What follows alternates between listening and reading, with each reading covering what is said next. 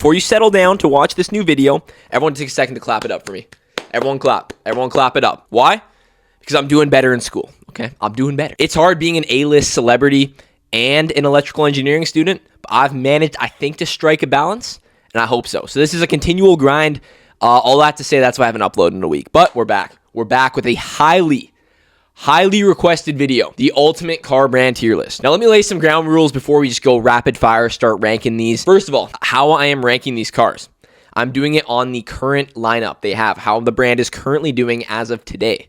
Why is that? Because I can't go through the whole history of every single car brand. That's way too subjective. It's way too hard to do, and it requires way too much time. And I'm also going to be ranking it on how good the model lineup is, reliability, driving dynamics, how well each brand serves its purpose, etc. Okay, I hope you guys kind of understand how I'm ranking these. The second thing is the brands I'm excluding. So the first type of brand that I'm going to exclude is going to be any type of ultra luxury or high-end performance brand. I'm also not including brands that aren't available for sale in North America. Now, this is going to get me absolutely obliterated, okay, in the comments, because if there's two people that hate me, it's cyclists and Europeans. So this is not going to help me out anymore, but I just have to say it. I'm North American. But yeah, I just got to get that out of the way. Okay, I'm sorry. Yeah, just a classic tier list. Let's get into ranking every single car brand in 2026. Okay, Acura. Now, Acura is Honda's luxury brand, okay? Historically, they've always been a pretty solid brand. They've had a decent model lineup, and honestly, they still do. They still have the Integra, which comes in a manual. They have a decent line of SUVs. They have some weird electric thing. They're doing all right. They are Hondas, okay? When you strip them down, they're Hondas. So they're going to be decently reliable.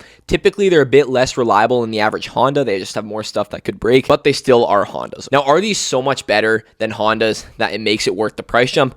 This is where I don't think so. Hondas already have, especially in the higher touring trims, great fit and finish, great driving dynamics, and great styling to the point where you don't really need to step it up, in my opinion. If there's a specific model you like from the Acura lineup and you can shell out the extra money, sure. But overall, I just personally think it's not worth it, especially you're sacrificing a bit of reliability. This is a top of B tier brand. Alfa Romeo. Now, I used to love Alfa. Alfa was like my baby, okay? When I first got into cars, I was 12 years old. It's 2017. I loved Alfa Romeo, okay?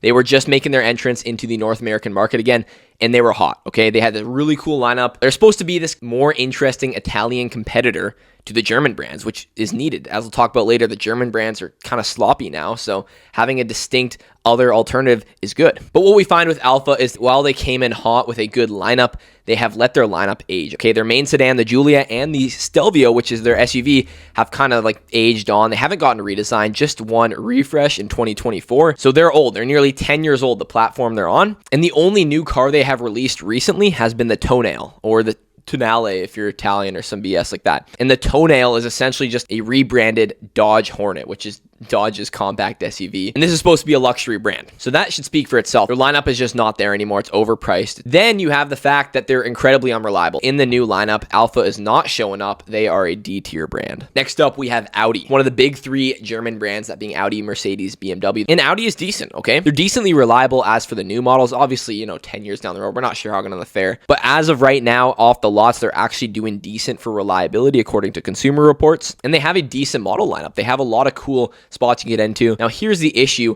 with Audi and more German brands in general, is that back in the day, out of the three German luxury brands, Audi was the practical all-wheel drive one that was great in snow and all year round. BMW is the more sporty one, and Mercedes was the more classy, luxurious one. And while they still carry some of those traits over the others today, they've all kind of mushed together. So it's like you're not really getting anything that crazy, except if you go into the high performance models when you step from one brand to another. All that to say, these are still fine cars. I would say the biggest knock on these is, one, future reliability is not great, and two, Audi has been leaning heavily into subscription services, which has to be one of the worst modern features. If they can keep long-term reliability up, I think they might be even higher than B tier, but for now, they're a solid B tier brand. Next, speaking of big three German brands, we have BMW. Now look, BMW has its cons, okay? Cost of ownership is high, that being because it's a German luxury brand. Same with Audi. Some of their model lineup is kind of weird, like the XM is probably one of the worst releases we've seen from them. And their styling choices may be weird, but I think they still stand out as a brand, okay? The M cars, let's take the M3. It's so far been decently reliable. Okay, BMW's reliability scores aren't that bad. Cost of ownership is high, but reliability is still good. It still comes in a manual. It's a high performance luxury sports car that does it all. And that's one model, but a lot of the M cars are the same. The newer BMWs, at least the top higher end performance ones, are still really cool. Does that save the whole brand? No, but the base brand isn't that bad to begin with. From a base model perspective, most of the BMWs are very similar to the Audis, but I think when you get up there to the M lineup, I think their M cars are just a bit more special than Audi's RS cars. Reliability has been about the same as Audi according to Consumer Reports, but they're a bit cooler. This might be controversial because people like to hate on Beamer, but they are still a good brand as of right now. They're an A-tier brand. Buick, okay, Buick is just chilling. They have like 3 SUVs. They are only bought by people over 70, and they exclusively are driven to bingo night, to the grocery store, and back home. It's just a standard brand. Reliability is okay. They're comfy, but they're boring cars, okay? This is the epitome of a C-tier brand. Cadillac. Now, Cadillac has done some cool things with their Blackwing lineup, that being supercharged V8 manual cars, which just doesn't exist. So their flagship cars are incredibly cool, okay? But when you trickle down the lineup, everything's just kind of trash. These cars aren't that special in terms of luxury, and most importantly, they're incredibly unreliable. These cars probably will break. Their top cars are super cool, but it's really not enough to save the brand. The reliability is just awful to the point of fault. The only thing saving this brand from an F-tier brand is just that Blackwing lineup, but otherwise, if you're not getting a Blackwing, which is their performance lineup, don't buy these cars. They're going to be in D tier. Okay, next we got Chevy. Chevy will not have great reliability, but it will have a great product lineup, and cost of ownership won't be that high because you can source the parts locally if you're American, and they have a great dealer network, okay? They have tons of dealerships across North America. If you get the right model that isn't unreliable, you're probably fine, but overall, I think Chevy is a C tier brand. Next up, we have Chrysler. Chrysler is absolute garbage. All they are right now, okay? All they have is minivans. They are a minivan niche brand with a few random concept cars that will probably never come into production, and they're unreliable. Do not buy a Chrysler. Never buy a Chrysler. Don't buy a used Chrysler. Don't buy a new Chrysler. Just stay away from Chrysler. Chrysler's garbage. Dodge. Now, Dodge, 5 years ago, such a cool brand. Like, it made you proud to be a Mopar guy. You're like, hell yeah, Hellcat, Dodge, America, Trump. I don't know, but look, Dodge was cool, okay? But now for the recent lineup, they've killed all the cars that have made the brand special, okay? Now all they have is the aging Dodge Durango, which is their super inefficient but pretty cool 3-row SUV. They have the new EV Charger, which was an absolute flop and they cannot get rid of and is super overpriced. They have to put a bunch of discounts on and people still won't buy them. And then they have the Hornet I mentioned before, which is just some crappy, unreliable SUV that doesn't really stand out in any way. It's so sad to see Dodge fall off from where they once were. Their lineup isn't like Chrysler level of bad, but it's pretty bad, bottom of D tier. Speaking of bad, we're on a roll. All these crappy brands are owned by the same parent company, Stellantis, that being Alfa, Dodge, Chrysler, and now Fiat, okay? Fiat has one overpriced small electric car, okay? That's it. That's their whole lineup. One overpriced small EV. It's like 42 grand Canadian for like some tiny little thing. Just not worth it. Just not worth it. That's all they have. Fiats are notoriously unreliable. It's below Chrysler. Trash. Do not buy Fiats. Next up, we have Ford. Now, Ford is more a solid American brand, okay? They have the F-150, which is the best-selling car in America, and it's the go-to pickup truck, okay? And for an American brand, Ford is actually decently reliable as well. So they have a good model lineup that can get expensive, but overall, you're paying for decent quality for an American brand, and also they have a very good dealer network. Pretty much as good as Chevy's, meaning parts can be cheap, which means cost of ownership can be cheap.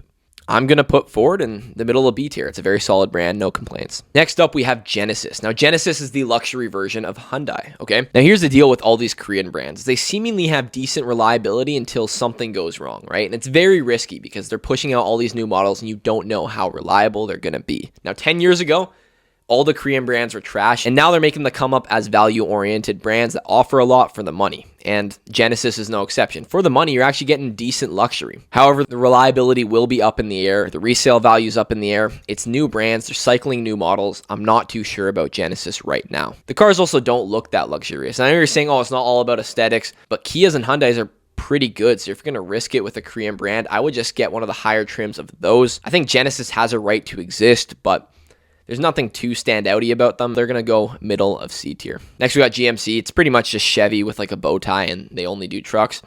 They're okay, I guess. Same thing as Chevy. They do have a 10,000 pound vehicle, the Hummer EV. It's legitimately pretty much 10,000 pounds. The car I bought is 2,000 something pounds.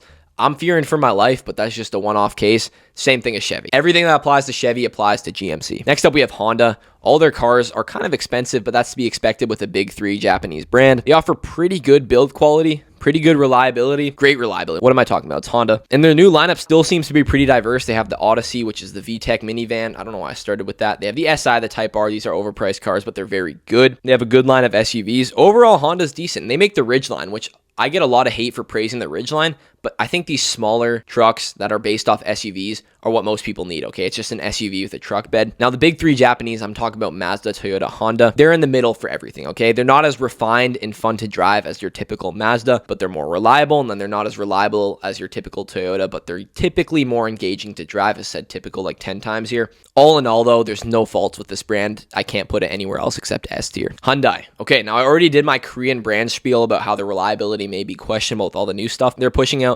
But Hyundai is pretty cool, okay? They have the N lineup. Now, the N lineup is their performance lineup. It's the high performance versions of their regular cars, and those are super cool, okay?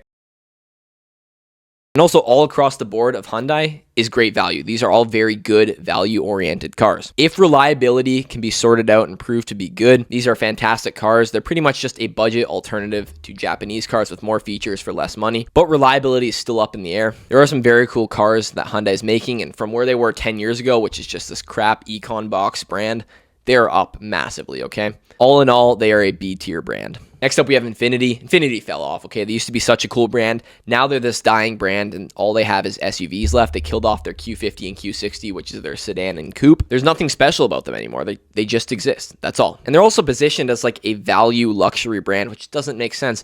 If you're going for luxury, value isn't your first word you think of. Overall, I would just stay away from this brand. There's nothing really redeeming about them. They're going into D tier. Next up, we have Jaguar. Now, Jaguar is just an unfortunate position, okay? First of all, terrible reliability. It's a British brand. What do you expect? Then we have the fact that Land Rover is taking their market share, okay? It's no surprise that SUVs are all the hype now, and Land Rover is just the SUV counterpart to Jaguar, okay? So then it's like, why does Jaguar exist? They're these unreliable, undesirable sedans that nobody's really buying, nobody wants. They're not really getting the refreshes and the constant updates anywhere across the lineup that they need. Pretty much the only thing that's keeping these guys afloat is the older brand recognition. Maybe some older guys back when Jaguar was really cool still like them, but pretty bad brand overall. Stay away, F tier. Jeep.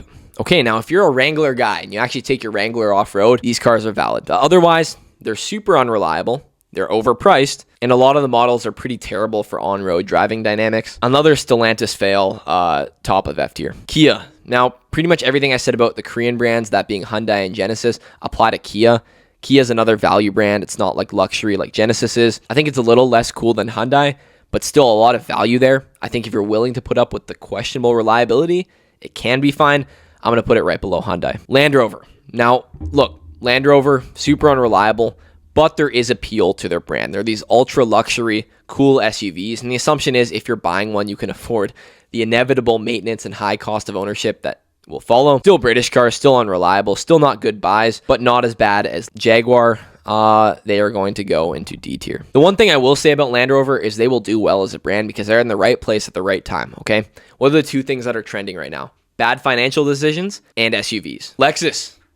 Lexus is perfect. I love Lexus. If I could make a love letter to Lexus, I would. They literally do everything. They have swag. They have reliability. They have low cost of ownership, but they have luxury. They also are staying true to some of their roots, okay? They still make cars with V8s like the IS 500. They have the LC 500, which is just a super cool cruiser.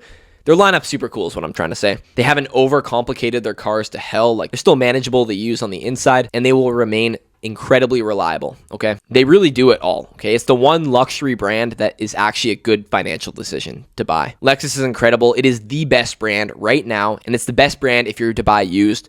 I love Lexus, top of S tier. Lincoln is just like luxury Ford. They got some SUVs. They're killer expensive, but they're not too unreliable. There's nowhere I can really majorly fault this brand, so it's not going to be a D or F tier brand, but there's nothing special. I'm going to put them in C tier. Next up, we have Lucid, which is a high-end, high-tech, luxury EV brand that has just started up. With any startup EV brand, it's going to be risky, okay? Reliability probably won't be good, and you're taking a chance, but you want that, okay? If you're the type of guy to buy this car, you want something that's cutting edge, it's a bit risky that no one really has. Lucid's going to be there for you, but it's just not a good buy yet, okay? The dealer network won't be established. They'll be expensive to own and maintain. And reliability, as I said, up in the air. They are cool, but I can't really recommend them. They're going into D tier. Maserati. Guess who owns Maserati? It's the company behind Jeep, Chrysler, Fiat, a lot of the brands down here, and Maserati fits right in line with the rest of them. They're unreliable cars, they're overpriced. Maserati's trying to position themselves status-wise near Porsche, and they're not doing it, okay? They're super unreliable, overpriced. They lose their value so hard. Do not buy these. I think these might be the worst buys you can do. F tier, bottom of F tier. Mazda. Now, Mazda is one of the big three Japanese, as I said. And the reason they make it there is because they may not be quite as reliable on average as Toyota or Honda, but what they do well is driving dynamics and luxury feel, okay? They are a step above in terms of interior quality and driving dynamics from the other two, 100%. So you can sacrifice a little bit of reliability for a much more premium feeling car. I think it's worth it. Their fit and finish is fantastic. Look at the interiors. They're beautiful cars. They have plenty of availability, little to no dealer markups, a decent model lineup still. And yeah, like if Mazda was to make a luxury brand, it'd be redundant because that's how good the base cars feel. 100% an S tier brand. I'm going to put them slightly above Honda, but below Lexus. Next up, we got Mini. It's like a cool, compact luxury car brand. Now, they do have cool cars. I love Minis. I think they're the most appealing British cars, in my opinion, other than Aston Martins, but we're not including those. And yeah, they have this high performance lineup. The John Cooper Works lineup is just every Mini, but then on crack, they're just like super performance charged. I think these cars are cool, but you're taking a gamble because they're British and they're based off Beamers. I don't know. Nothing too special, but also nothing too bad. They are like middle of C tier brand. Next up, we have Mitsubishi. Now, the cons of Mitsubishi is that even though they're a Japanese brand, they're not that reliable, and they're also incredibly cheap feeling. They're notoriously one of the cheapest brands in terms of interior quality and feel. But the cons stop there because there are actually some pros. They are a very good value-oriented pick. Okay. They all have incredible powertrain warranties. I think they're like 10-year warranties. I think they're still running those from factory. And their models for what you get, for example, the Outlander plug-in hybrid, they're very good value. Okay. So if you're looking for ultimate just value from a car, as in good features, good warranty, will be relatively headache-free, this might be a brand for you. Can be good buys for some people, but overall, they're still a cheap brand. They're going in C tier for me. Next up, we got Nissan. Now, Nissan does not deserve to be a Japanese brand, in my opinion. They've fallen off from what they once were. They have unreliable, terrible CVTs. They do offer decent features for the money, but you're still gambling with reliability there. So it's like if you want to take a gamble on reliability in exchange for cool features, you might as well go for one of the Korean brands because they're cheaper. I would not recommend Nissans to anyone. D tier. Next up, we have Polestar. Polestar is another startup EV brand that's just making their way into the US market. Now, the cool thing about Polestar is that they're based on Volvo. Okay, so they're basically same Volvo design, but with a vegan interior, all-electric powertrain, and an interesting lineup of models. The one thing I will give them over something like Lucid or Rivian, which we'll talk about soon, is that they are producing these new electric cars that are cutting edge and have never been seen before, but they're not hyper expensive. You can actually get into a Polestar for reasonable prices.